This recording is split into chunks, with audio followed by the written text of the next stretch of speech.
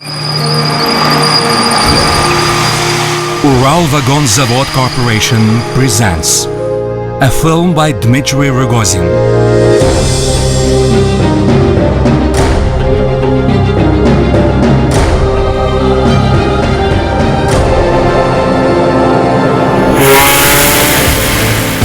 Since the day of commissioning, this factory has built over 1 million coaches. This country wouldn't have won World War II without them, or wouldn't have restored the economy after it, or wouldn't have turned into a superpower. This is Ural Vagon Zavod, the world's biggest builder of railway coaches. And why, we may ask, standing on a pedestal in front of its main gate is a tank, not a coach.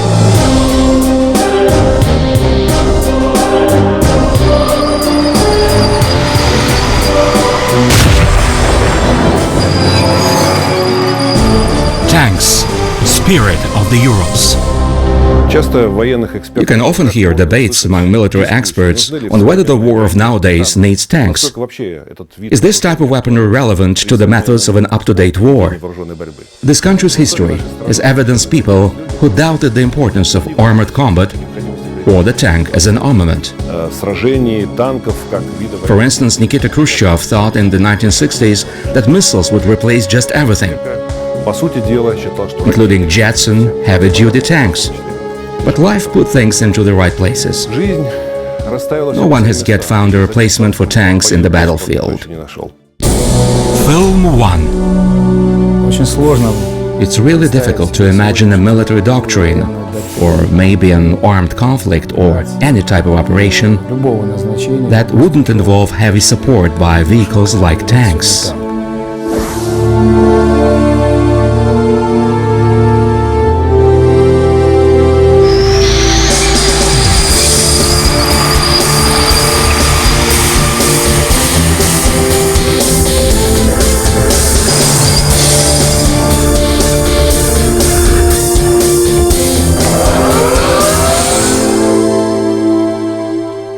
Armored vehicles are in no way inferior to, say, aircraft technologies in what concerns the complexity and quantities of equipment installed on them.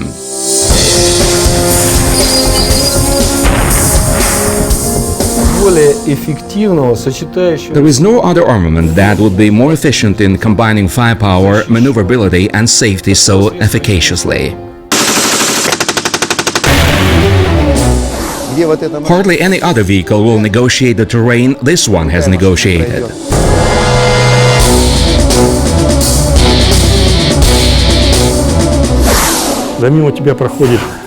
When a T-90 tank rolls past your eyes, you won't remain unemotional.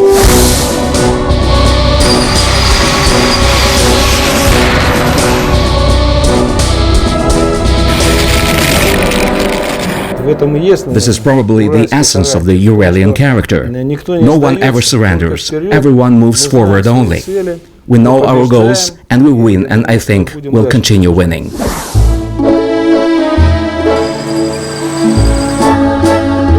The T-90, the world's best tank today, has fully inherited this character, the combative spirit of Ural's gifted hands.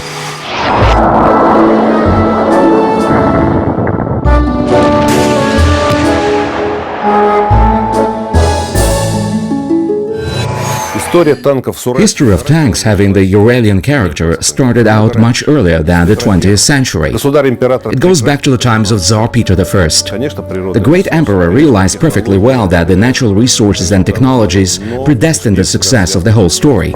Still, any success always relies on people. And I think Peter's main talent was in his ability to select the right people, the ones like himself. There was a good Russian word, spodvizhnik, a courageous ally. And the merchant family of the Demidovs, the connoisseur of mining and ore extraction and illustrious industrial managers, became his courageous allies.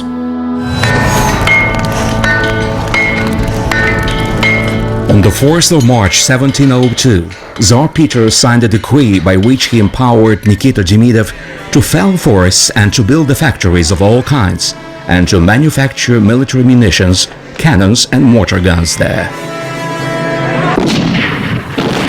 A popular tale says Peter told Nikita Demidov to repair a foreign pistol, which he had broken. Can you set it right? Sure, Your Majesty.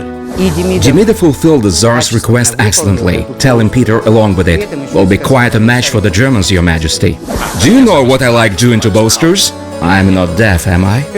Peter struck Demidov on the cheek, saying, "You first do it and then boast, you fool." And Nikita was quick to retort, "And you, Tsar, first learn and then brawl." It turned out Nikita Demidov had made an exact replica with his own hands. The fact alone shows that Nikita Demidov was a top-rate professional, a man savant in his trade, the one much needed by Russia.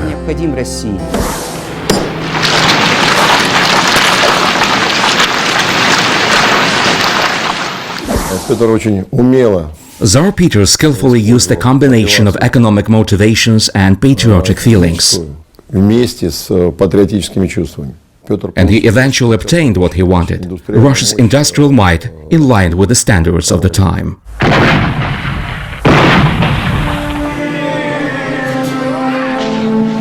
Cannons cast from the Urals metal became a symbol of Russia's nascent industrial might.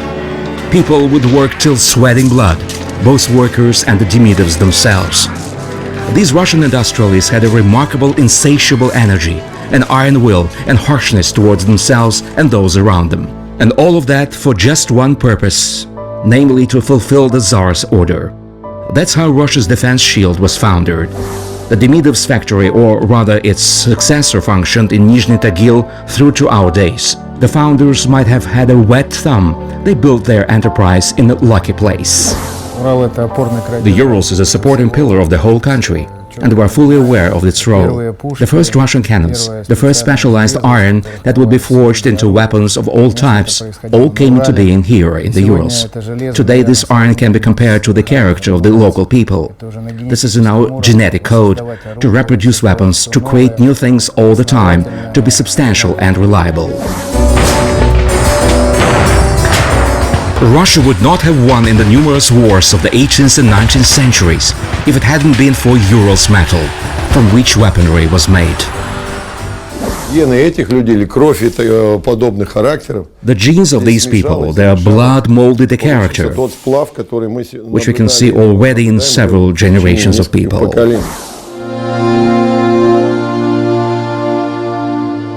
When it came down to designing the emblem of today's Nizhny Tagil, we took the Demidov's family emblem as a basis. 3 divining rods, a wooden hammer that was used for embossing on iron, and a laurel wreath as a symbol of exemplary labor and military achievements. The shield and the helmet underline the significance of the city in building up the country's defense capability. It's no use embellishing history. It was quite in keeping with the spirit of its time, and the Demidovs were children of their epoch too. Russian writer Dmitry Rogozin described them as predatory appropriators and ruthless moneymakers, who concentrated the management of huge enterprises in their own hands. On the other hand, they wouldn't have achieved otherwise what one can call today the first industrialization of the Urals.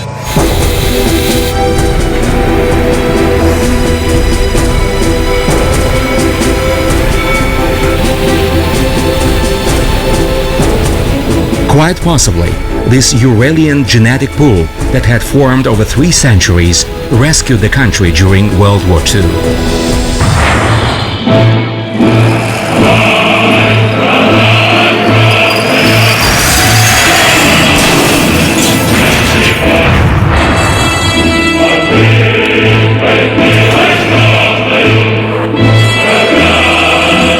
More than a dozen large enterprises and research institutes were evacuated to Nizhny Tagil from the country's west at the end of 1941. The war compelled this country to begin a new second industrialization of the Urals, like it was during Tsar Peter's lifetime.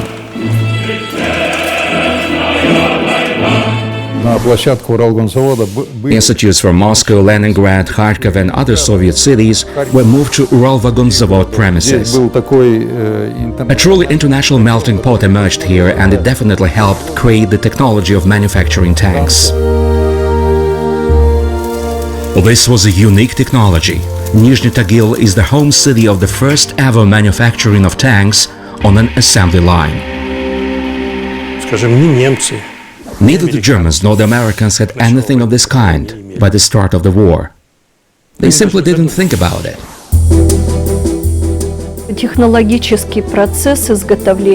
Technologists broke down the production process into minute operations, so they could be performed by half-literate, low-qualified workers. Virtually 2 months after the outbreak of fighting on the Soviet front, the first Uralian tank was assembled here. Their production was put on stream soon enough. The legendary T-34 was destined to become this Uralian tank.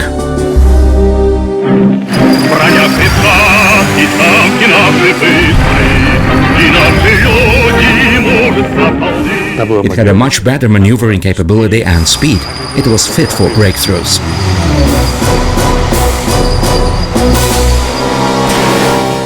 The new tanks would wipe out anything in their way, befuddling the Germans. The Germans couldn't believe that the Russians had gotten a new tank. Shells were simply flying off the inclined armor of the T-34s. But the Red Army had few combat vehicles of this type at the start of the war. The front needed much greater quantities of them, and the factory was building them. The workers didn't have days off. In essence, they spent their whole life in the workshops. They would sleep in the assembly rooms or in the accounting office. Special plank beds were installed to make it possible for the personnel to take a respite and then to return to their machine tool again. As men were drafted to the front line, women and teenagers would take their places at the assembly lines.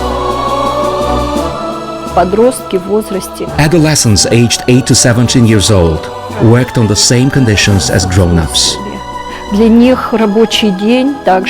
They also worked 12 hours a day, day shifts and night shifts likewise. A new T-34 would get off Ural Vagon Zavod's assembly line virtually every 30 minutes. One T-34 in two was built in Nizhny Tagil during World War II. German tanks were far labor-consuming than T-34s. While the Germans were making one Panther, we would make 5 or 6 or 7 or 10 T-34s. And the moment came when the Nazis didn't have enough tanks for their entire front line.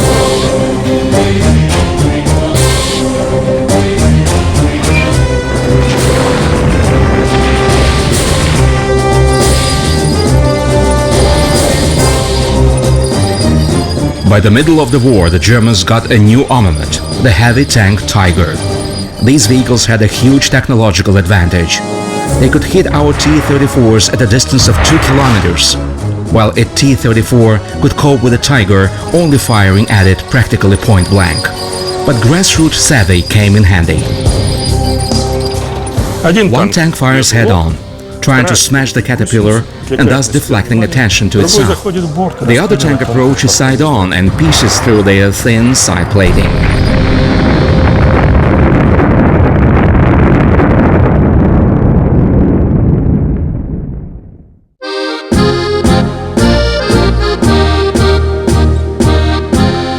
There were cases when these combat vehicles turned into self-styled gifts. Some people at the factory would purchase them for brothers, husbands, and/or sons. The mother and wife of tankman Sergei Ponomarev presented him with a tank they had bought for their own money. During the first 2 years of the war, they sold the vegetables grown at their household. Also, they sold their private house to raise the money, to buy a T-34 and to consign it to their son and husband to the front line.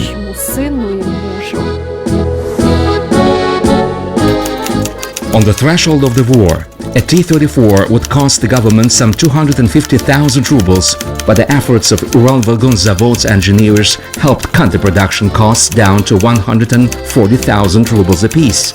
But this too was quite an amount. That's why tanks most typically were bought by whole communities. On March 7, 1944, Metropolitan Nicholas of Krutitsy bid farewell to the Dmitry Donskoy tank column heading for the front line. Money for the tanks was raised all across the country by Orthodox Christian believers. tanks with the Dmitry Donskoy inscription reached Berlin. This scene is depicted in a fresco inside the St. Prince Demetrius Church. It is probably the only church in the world where the depiction of tanks is found in the murals.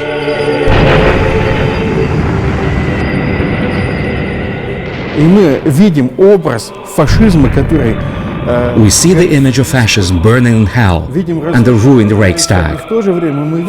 Along with it, we can see that this victory was achieved not only by the will of man. We can see the host of heaven, which helps in destroying the devilish forces. Also depicted in the frescoes are the rank-and-file URALS workers who created these tanks. Ural Vagon Zavod workers scored a huge deed, and that's why a decision was taken to build a memorial church in the name of Saint Prince Demetrius of the Don, where all the people who accomplished feats on the battlefront and on the home front would be remembered. The Book of Remembrance, which is kept in the church, contains the name of people who paid their lives for victory's sake. For many long years, the surnames of designers who created tanks were kept strictly confidential. While in aviation, it's more or less clear who stands behind one or another aircraft. For instance, Tu means Tupolev, or Il means Ilyushin, or Po stands for Polikarpov. Our tanks had only one letter, T, and a cardinal number attached to it, and what's standing behind the letter is off the record. More than 100,000 armored vehicles were assembled in Ural Vagon Zavod's confidential workshop. That was a world record in the construction of tanks. The factory is building and upgrading the T-90s today. The T-90 is one of the world's most popular tanks. The right to select a combat vehicle for putting on stream belongs to the designer-in-chief. It's tied to his conception of the new tank. This factory was building the tanks ready for immediate dispatching to the front line. It has always been making the products, the batch output of which is realistic when strictly necessary.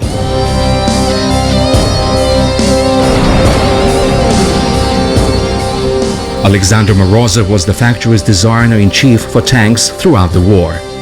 He was a legendary personality. Morozov and Mikhail Koshkin created the T-34 before the war in Kharkov. He was a brilliant designer. There is no doubt about it. His whole life testifies to his genius. In the early 1950s, Morozov decided to return to Kharkov. He took many leading members of the staff along with him. Any collective of creative workers is a family, and this family was falling apart now. It was worse than a divorce of a married couple. It was a break apart of two whole-blood brothers. To prevent the Tank Design Bureau in Nizhny Tagil from falling apart completely, more than a dozen graduates of the country's leading technological colleges were job-placed to Ural Vagon Zavod. The residents of Nizhny Tagil would mostly wear gray and black kilted jackets and heavy boots. And there came young guys wearing bluish suits and outlandish silk ties. They made a contrast.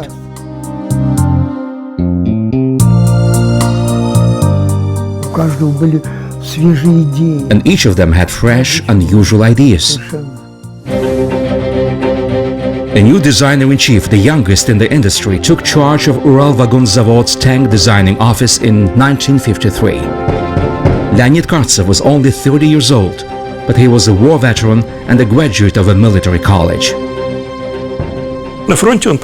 He lost the sense of pride while on the front line. It simply died out in him. He wasn't afraid of high-rank bosses and always spoke his mind. He was an attested Democrat. The doors of his office were always open for everyone, an easygoing man. Frankly speaking, he created the tank design office at Ural Vagon Zavod anew after the departure of the Kharkov group. Morozov's design office in Kharkov received a carte blanche for creating the world's best tank ever. The fact was linked in many ways to the arrival at power of Nikita Khrushchev, and the grabbing of positions in the Communist Party's Central Committee and in the government by a mighty Ukrainian clan. Hence, it was not a surprise that virtually the entire country began to work for the Kharkov office. All the novel things developed by our institutes, the design office and factories were handed over to Morozov in the first place. Availability of any technological and human resources was assured for Kharkov. They were relieved of batch production, and hence they were able to spend years for creating this tank. The Kharkov tank was supposed to make up the backbone of the country's armored troops in the future, while the URALS design office would play a subsidiary role. What plight was in store for the URALS design office if the Kharkov people triumphed over it? We would turn into a bureau confined to reviewing others' documentation. This is what might have happened in reality, hadn't it been for the new designer-in-chief. A support part was not the one that Leonid Kartsev wanted to play. Recall that the labor staff of the factory was laid down by Demidov. It consists of seasoned people. It's searching for all things new all the time. Kartsev was a true innovator, and he kept a search for novelties without a stop. He captured the essence of an issue in an instant. Grasping new ideas was by and large the purpose of his business trips, and he brought those ideas here. This is unique footage. Leonid Kartsev visiting Alexander Morozov's home. They are talking unhurriedly and drinking tea. On the face of it, Kartsev had already turned into Morozov's main contender and had started challenging the legendary designer. He decided to create a new tank in the Urals, a tank of the Urals. It was great luck for us that the post of the factory's director was occupied by Ivan Okunyov. He supported Kartsev in absolutely everything, especially his novel projects. He put it this way: your job is to do the drawing and mine is to get the money. Money for experiments was quite often taken from the factory's budget. While getting down to work on the new tank, the people in Nizhny Tagil always kept in mind who and how would be manufacturing the new machine in the future. He was not a maker of revolutions. He never assembled a new tank in full, the way that Morozov in Kharkov was told to do it. He would design some new things or some procedures and would put them quietly, one after another, into batch production. Ural Vagon Zavod continues abiding by this Nizhny Tagil brand style. New units and systems are first trial tested on experimental tanks, and only after that they are placed on batch production vehicles. As a designer, Kartsev knew that if a new design machine turned out overly revolutionary, the factory might simply fall flat in its batch production. Competition between the Kharkov and Nizhny Tagil schools of tank building was extremely tough. In essence, this was a competition between the two entirely different systems of building the combat armored vehicles. The Kharkov school vested trust in revolutionary methods and approaches. They made up the mind to design a totally new tank, new in absolutely everything. Simultaneously, a strategy of small consistent steps was chosen in Nizhny Tagil. The Tagil people would call it an evolutionary style. Work on Morozov's tank took almost 15 years. The project moved on with much difficulty. In the meantime, the URALS design office kept improving and upgrading step by step the tanks already in manufacturing. The component parts with improved properties would be installed in new models, which would perform perfectly at tests in the field. Still, the country's leadership continued staking on the Kharkov design office. Politicians find it really difficult to give up early decisions. This may affect their careers. Researchers had to be mobilized. Everyone who could offer at least something had to go to Kharkov. Finalizing of the new tank required combined efforts, and collectivism did help. The Kharkov tank was christened T-64. It was a fundamentally new combat vehicle. На рубеже 50-х, 60-х годов КБ... At the turn of the 1950s, the design bureau led by Morozov produced a small revolution in the construction of tanks. This tank did contain a lot of breakthrough solutions. The most revolutionary solution was to combine the properties of a heavy and medium tank in a single vehicle. Экипаж 3 человека. Its highlights or perks, so to speak, were a 3-strong, multi-layer armor and an automatic loading mechanism.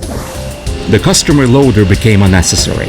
Automatic loading gave the first ever opportunity to reduce the tank crew to 3 men from 4. In addition, the Kharkov tank was much lower than its foreign competitors. Also, automatic loading sped up the first shot. This was a huge combat advantage. Still, the tank also had a notable shortcoming. The Kharkov tank had a cabin-type loading mechanism. This was the designer's error. The shells were placed by the armor in the fighting compartment, along the crew members. They were placed vertically. The crew was thus sitting inside the wall of gunpowder. And recall that the enemy first frequently strikes between the hull and the turret of the tank. In some cases, tiny fragments get inside and they just fall into a cartridge full of gunpowder. And that's the end.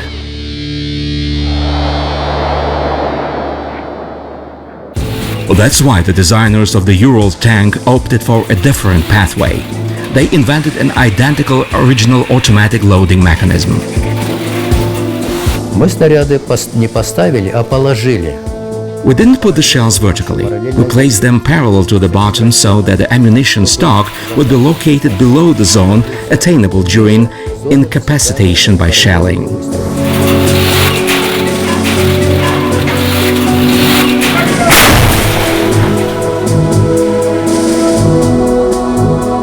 The tanks from the Nizhny Tagil would be damaged in combat many a time, but they did not explode.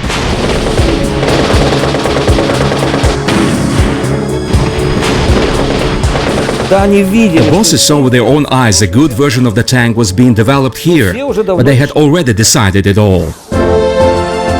The country's leadership kept getting reports on the progress made by Morozov Design Office on their tank.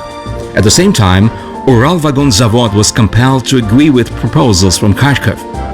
But what did Leonid Kartsev do? He proposed to fit out the Kharkov tank with the loading mechanism, the running gear and the engine compartment designed in Nizhny Tagil. In reality, Kartsev was pressing forward with his own Uralian version of the tank. A brisk replacement of the Director General at the Ural Vagon Zavod followed.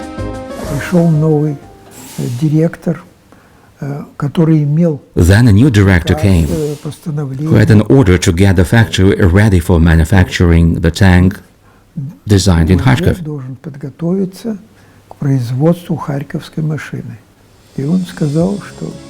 He also said the development of an original tank in the Urals was a strategic error. The situation was unacceptable for Leonid Kartsev, and he immediately resigned. This was in 1969.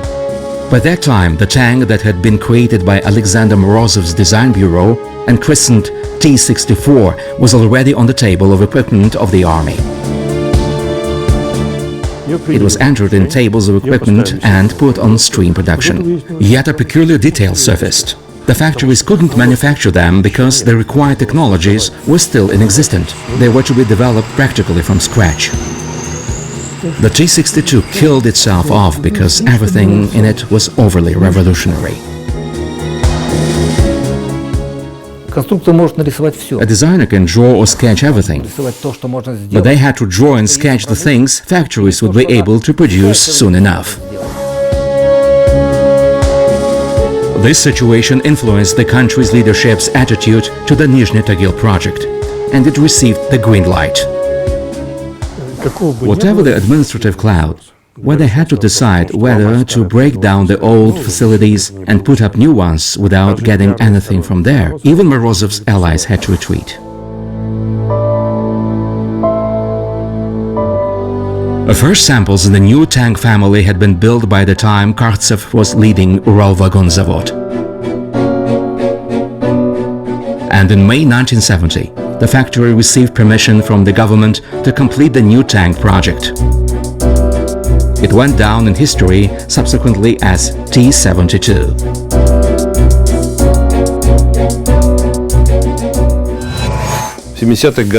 A unique situation took shape in the Soviet Union in the 1970s, when several types of major tanks were being designed at different bureaus at a time.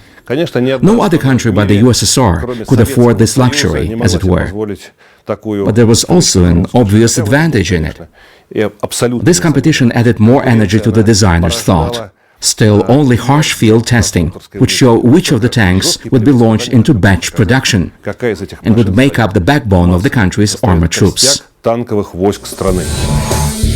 Manufacturing orders, influence in the government and the industry, funding, and on top of that, reputation of design bureaus were at stake.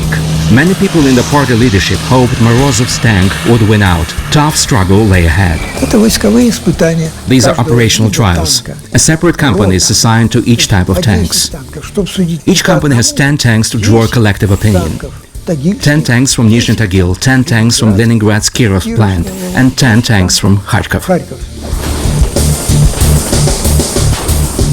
This testing was held over a course of 10 years, virtually annually and sometimes twice a year.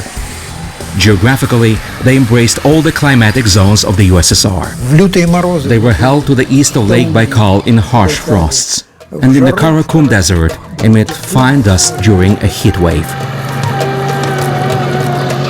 In Belarus, where the coarse sand cuts their running gear. Or in the Caucasus, the increase of the altitude there and deep snow reduced the capacity of the engine significantly. A trial testing of the impact produced by nuclear shock waves was one of the most complicated moments. International treaties prohibited nuclear tests in the air. And that's why a decision was taken on an imitation. A site in central Kazakhstan was chosen. Значит, что из себя представлял модель ядерного заряда? What did the model of a nuclear fuse look like? Гора взрывчатых веществ. It was actually a mound of explosives as tall as a 5-story building. Vehicles were placed at various distances around the fuse. Tanks were positioned 200 meters away from the epicenter of the explosion. The blast went off at 2 p.m.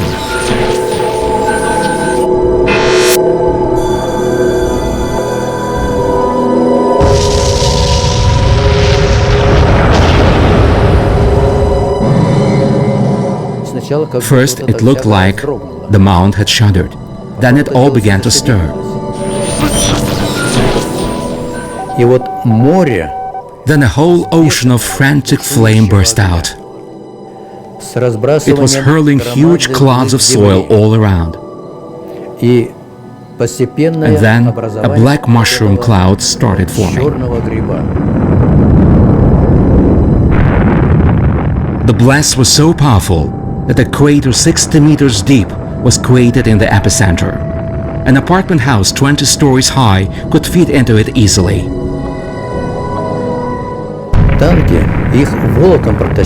The shockwave dragged the tanks for about 50 centimeters. And the fuel reservoirs were either torn apart or smashed.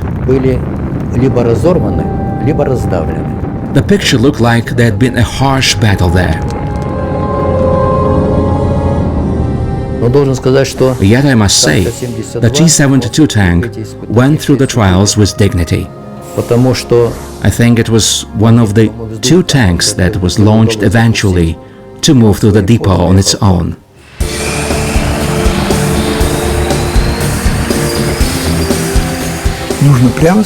It should be admitted plainly that the Tagil tanks had the highest reliability indicators.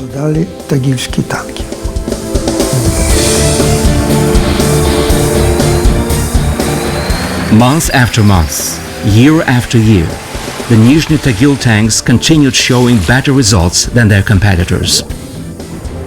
And then the moment came for General Yuri Potapov, the State Commission chairman, to decide which of the tanks was winner.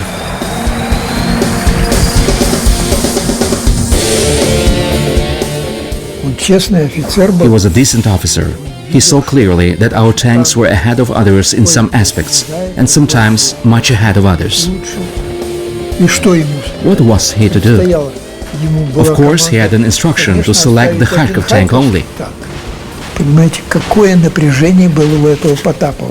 Well, there was a lot of shouting and swearing, but the general didn't care. He was braced for fighting.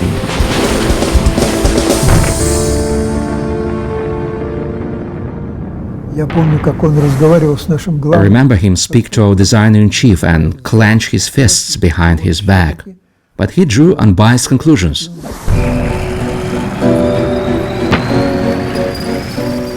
And the army put the T-72 tank into service on the basis of his report.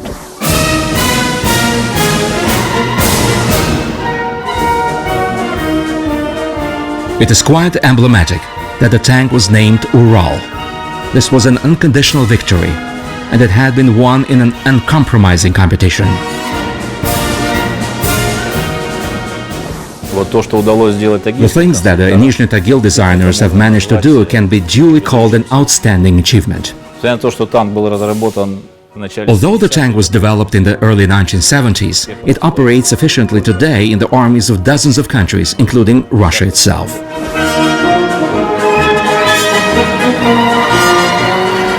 Various modifications of the T-72 are in operational service with the armies of more than 40 nations today. In this way, the URALS School of Tank Manufacturing has been recognized as one of the world's best.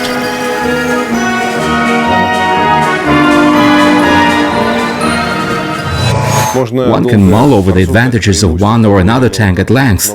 One can show the tank at exhibitions many a time, or highlight it from various angles and issue promotion prospectuses. One can hit targets at testing ranges. No doubt all of these things are necessary. And yet there is only one trial test that dots all the I's. The test is war, a true combat action.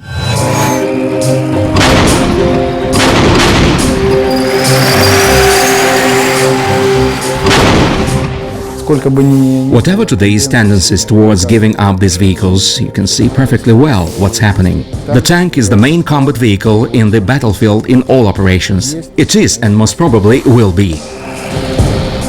T-72 tanks have been engaged in all the large armed conflicts of the past decades. They are dubbed the most warring tanks in the world.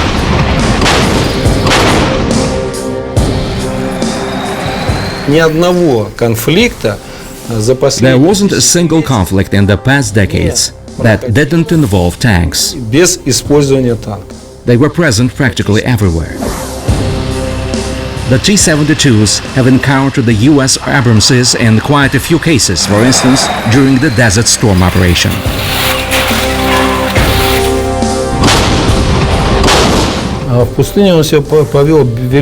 The vehicles did marvelous showing in the desert. Given the searing heat and thick dustiness, they displayed a very high reliability. It's important to note that the Iraqis were fighting on outdated models of the T-72. These were outdated T-72s, and besides that their crews had absolutely no defense from the air, reconnaissance data or artillery support. In essence, the Americans were destroying them with their entire combat might from aircraft to salvo systems, not with the aid of the Abramses. And still, the T-72s performed successfully in combat actions against those tanks with better characteristics. The data at our disposal indicates that more than 60 enemy tanks were brought out of action or bzewed up.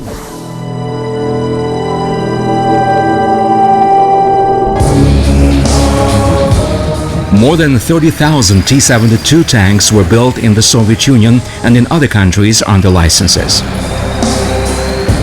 The goal is to develop a quality product within a brief enough period, as well as to streamline its production rapidly and to assure its efficient operations in the army. All of these are the distinct properties of the Nizhny Tagil Tank School.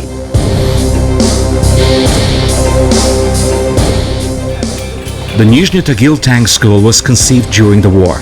Its traditions were formed in a situation where one had to react in real-time format to protracted needs of the front line. All the wishes from soldiers were immediately implemented in the modernized units and component parts of the Uralian tanks. When we were putting the T-72s on stream, people from Kharkov came here. They stayed for a while here, and one day they asked, "Well guys, is the war still going on here? We are working as if for the battlefront," and we told them it was the only way we can work.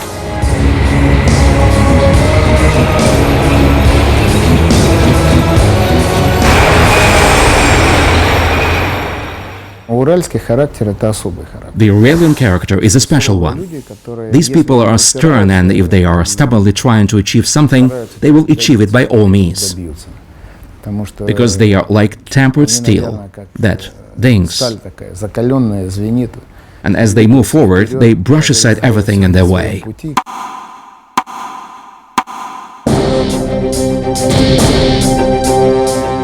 Historians of ore mining and manufacturing in the Urals have long noted a particular character of local workers. Its molding began back in the times of the Demitovs. A Uralian worker views the factory as his own asset, and he will never agree to consider the factory as something alien to himself or his family. This linkage is deemed unbreakable.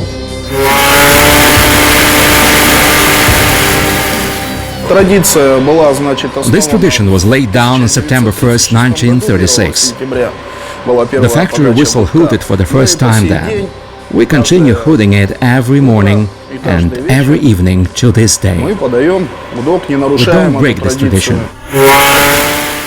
The whistle means the factory is working. The factory is working, and this means the city lives on too. And if the city lives on, then the whole country is getting stronger. The formula is very simple. People in Nizhny Tagil remain faithful to their Demidov merchants' behest, namely safeguard Russia. The main thing for me is to create a mission-capable collective. I can hardly imagine how this factory might develop in its absence. And this factory, well, it's a whole city. The factory is just everything for me. That's my whole life. For me, the factory is, first of all, my homeland and my family. That's why the logic of a Uralian worker suggests, I'll profit from anything my factory will profit from. That's an intractable conviction, an axiom for 3 centuries already. These days too, Ural Vagon Zavod continues building various armored vehicles on the basis of running gear of the T-72 tank. Leonid Kartsev and his experts from the Nizhny Tagil Design Bureau put a really huge resource for modernization into this tank. The T-72 has become the most widely used second-generation combat tank in the world. Struggle for its own Uralian tank T-72 has taught big practical lessons to Ural Vagon Zavod. Besides, it put the Uralian character to an endurance test once again. This tank played a huge role in the setting up of a powerful shield for defending this country. Assembly lines at Ural Vagon Zavod were working virtually 24 hours a day at the end of the 1970s. The factory was building about 100 tanks each month. These armored armadas provided a guarantee of Soviet people's undisturbed work and everyday living. Scarcely anyone knew then that the experience gained at Nizhny Tagil in the process of struggling to save the indigenous tank project would come in handy again in a few years' time. The new task would amount to rescuing their factory and the entire national tank engineering industry. This is the subject of part 2 of the film about the tanks that boast having the Uralian character.